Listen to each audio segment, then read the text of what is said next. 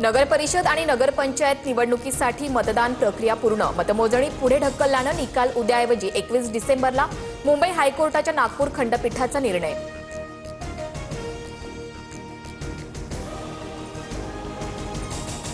ईव्हीएमच्या strong room बाहेर राजकीय पक्षांना पहारा देण्याची मुभा. निवडणूक आयोगाकडून परवानगी. ईव्हीएममध्ये छेडछाड केली जात असल्याचा काही राजकीय पक्षांचा आरोप.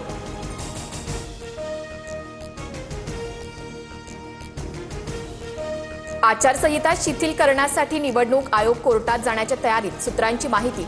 मतदान प्रक्रिया पूर्ण झाल्यानं आचारसंहिता शिथिल करण्यासाठी आयोग परवानगी मागणार.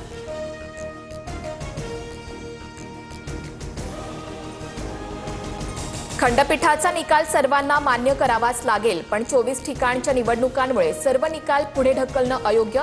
कोर्टाच्या निकालावर फडणवीसांची प्रतिक्रिया.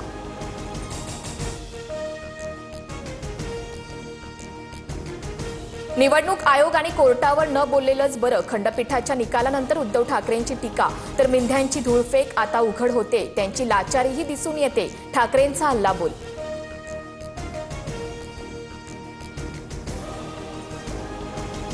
बुलढाण्यात आमदार संजय गायकवाडांच्या मुलाकडून दमदाटी. कुणाल गायकवाडसह श्रीकांत गायकवाडवरही गुन्हा दाखल. बोगस मतदाराला पळवून नेण्यास मदत केल्याचा आरोप.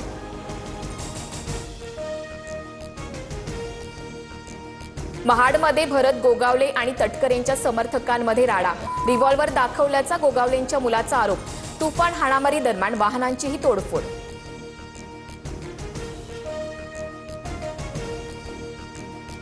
मुक्ताईनगरच्या मतदान केंद्रावर मोठा गोंधळ. भाजप आणि शिंदेंच्या सेनेत शाब्दिक वादातून हाणामारी. शिंदेंचे आमदार आणि त्यांच्या कार्यकर्त्यांनी मारहाण केल्याचा भाजप पदाधिकाऱ्यांचा आरोप.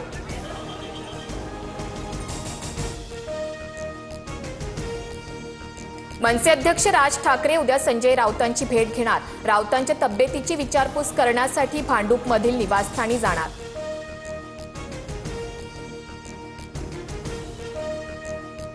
गौरी पालवे आत्महत्या प्रकरणात पती अनंत गर्जेला न्यायालयीन कोठडी. गर्जेची पॉलिग्राफ टेस्ट करणं आवश्यक. पोलिसांची कोर्टात माहिती. गर्जेच्या जुन्या प्रेयसीचा जबाबही नोंदवला.